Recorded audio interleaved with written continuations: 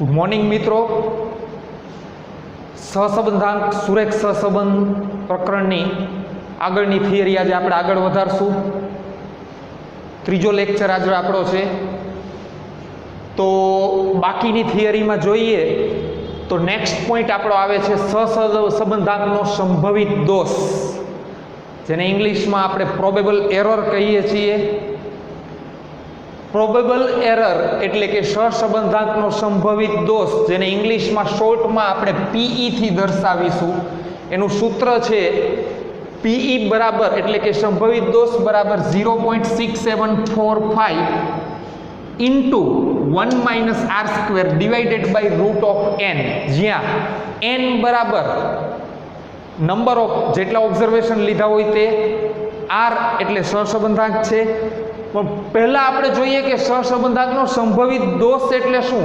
તો મિત્રો, જ્યારે સહસંબંધાંક આપણે શોધીએ ત્યારે સમષ્ટિ અને નિદર્શ બે વિશે જાણીએ છીએ કે સમષ્ટિમાંથી અમુક નિશ્ચિત અને સમાન કદના નિદર્શો લઈએ. દાખલા તરીકે 10-10ના નિદર્શો લઈ 5 10-10 વાળા જોડકાઓનો આપણે સહસંબંધાંક શોધીએ. એ 5-5નો જે સહસંબંધાંક શોધો તમે 5 જોડકાઓનો, એ અલગ અલગ આવશે, એક સરખો તમને કોઈ દિવસ મળશે નહીં. તો એ 5 જોડકાઓનો જે સહસંબંધાંક તમે શોધો એ અલગ અલગ આવે. એ અલગ અલગ આવતા એમાં જે ફેરફાર આવે છે તેને આપણે અહીં સહસંબંધાંકનો સંભવિત દોષ કહીએ છીએ. એટલે કે જે ટોટલ નિદર્શ લીધો છે આપણે, સમષ્ટિમાંથી 5 નિદર્શ દાખલા તરીકે લીધા, 5-5નો સહસંબંધાંક અલગ અલગ આવે અને એમાં ડિફરન્સ આવે છે, એને આપણે સહસંબંધાંકનો સંભવિત દોષ કહીએ છીએ. અને સંભવિત દોષનું સૂત્ર છે આપણી પાસે આ. હવે તમે સંભવિત દોષ માટે સંભવિત દોષ શોધી લીધો પછી જે તમે સહસંબંધાંક શોધ્યો છે એ સાર્થક છે કે નથી એવું તમને દાખલામાં કહેશે કે આપેલ સમષ્ટિમાંથી નિદર્શોના સહસંબંધાંક લઈ આર શોધો. આર શોધ્યા એટલે કે સહસંબંધાંક શોધો. સહસંબંધાંક શોધ્યા પછી તેનો સંભવિત દોષ શોધી સહસંબંધાંક સાર્થક છે કે નહીં એવું તમે બતાવો, એવું કહેશે પ્રશ્નમાં.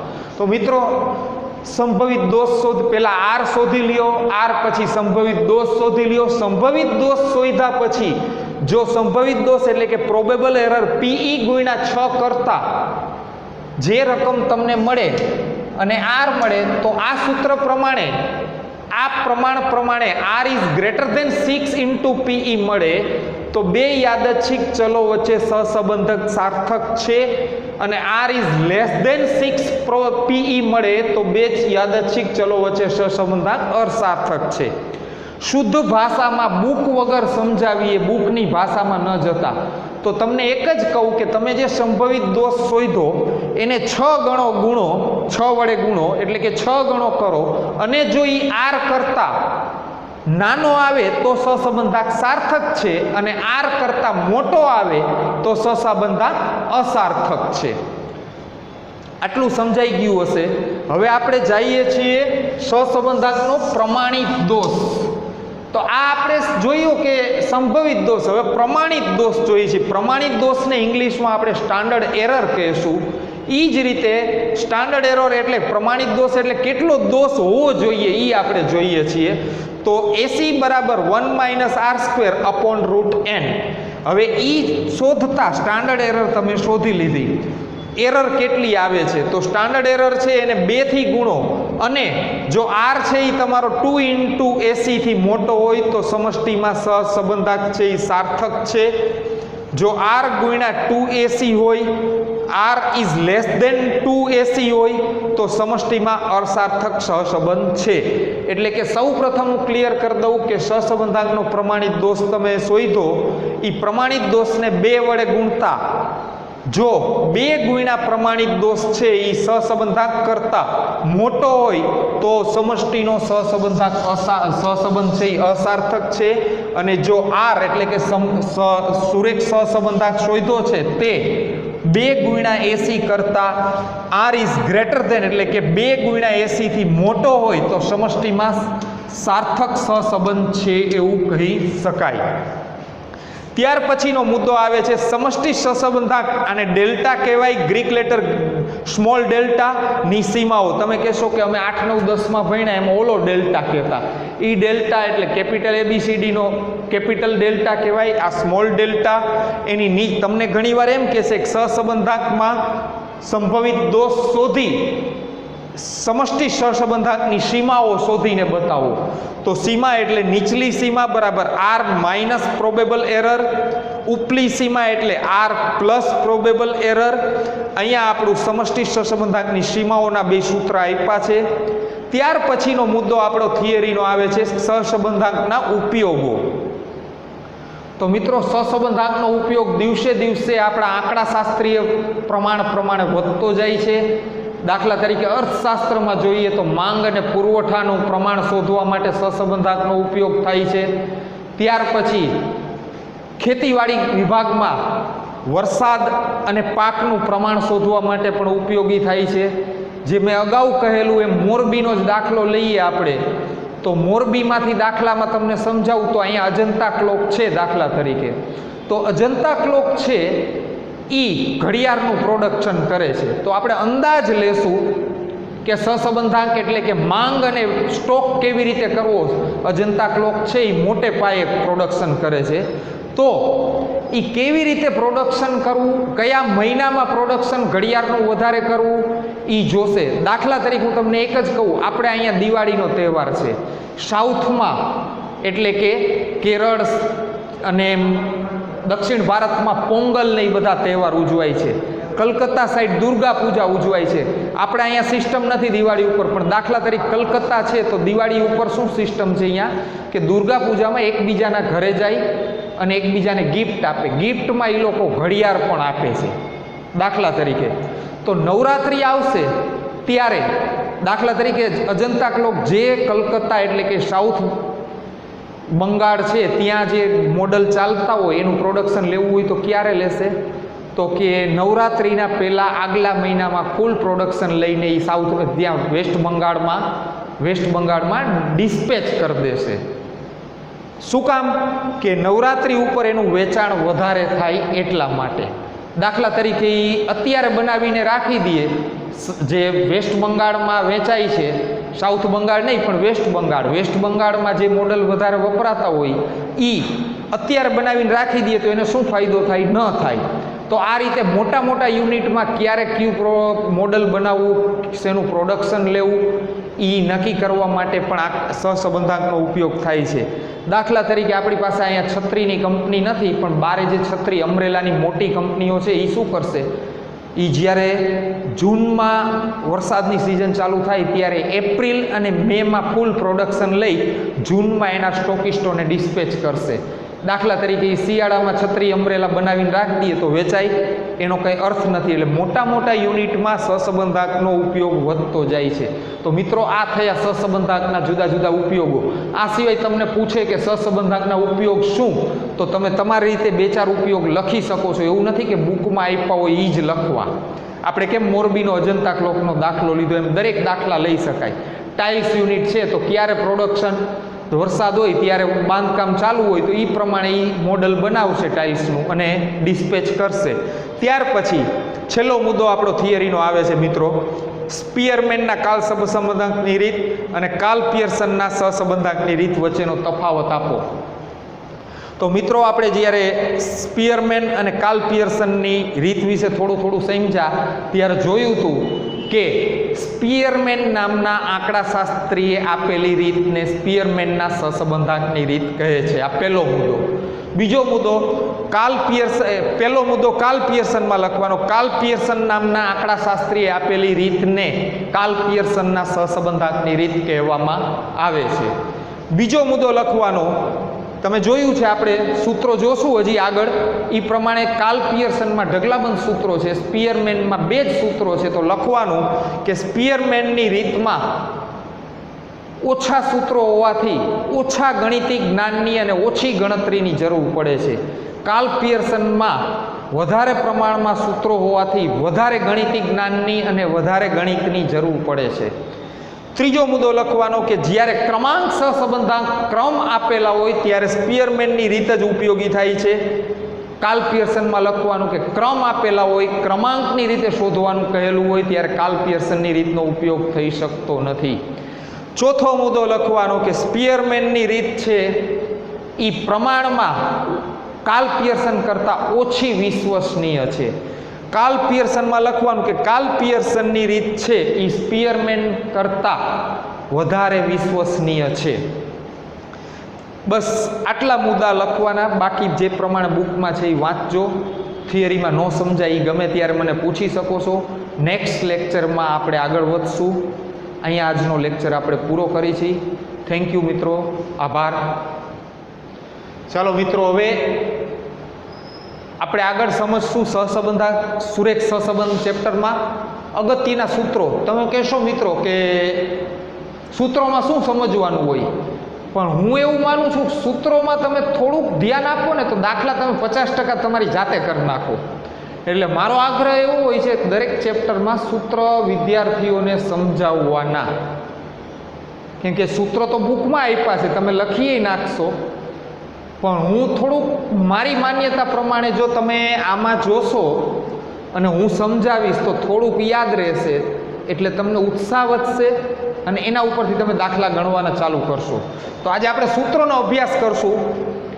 તો સહસંબંધાંકના સૂત્રોમાં આપણે જોયું હતું એક આગળ, હમણાં આપણે થોડી વાર પહેલાં સમજ્યા એમાં જોયું કે સંભવિત દોષનું સૂત્ર જોયું, પ્રોબેબલ એરરનું.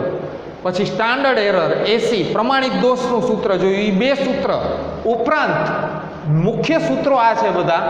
તો પહેલું છે સ્પીયરમેનનો સહસંબંધાંક, જેમાં આપણે કીધું કે સહસંબંધાંકને સ્મોલ આર થી દર્શાવી છે.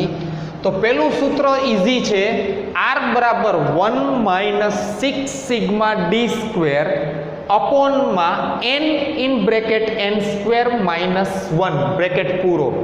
આ સૂત્ર ક્યારે વપરાય? જ્યારે ક્રમાંકોનું પુનરાવર્તન ન થાય ત્યારે. તો અહીંયા ક્લિયર થઈ ગયું કે આ સિમ્પલ સૂત્ર ક્યારે વાપરવાનું? જ્યારે ક્રમાંકોનું પુનરાવર્તન ન થાય ત્યારે.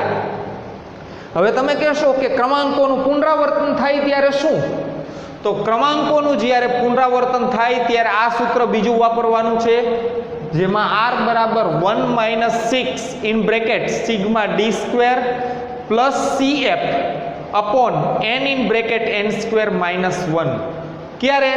જ્યારે ક્રમાંકોનું પુનરાવર્તન થાય ત્યારે આ બીજું સૂત્ર વાપરવાનું છે, જ્યાં CF એટલે કરેક્શન ફેક્ટર, એને ગુજરાત શું આપણે શોર્ટમાં CF કહી છીએ, કરેક્શન ફેક્ટર. તો correction factor CF is equal to m in bracket m square -1/12. m એટલે શું? તો એક ઓબ્ઝર્વેશન જેટલી વખત પુનરાવર્તન પામતું હોય, દાખલા તરીકે 26 આપ્યું છે, 26 બે વખત આપ્યા, તો m ની જગ્યાએ તમારે 2 લેવાના, m સ્ક્વેરની જગ્યાએ 2નો સ્ક્વેર એટલે 4 લેવાના. આ રીતે ગણવાનું.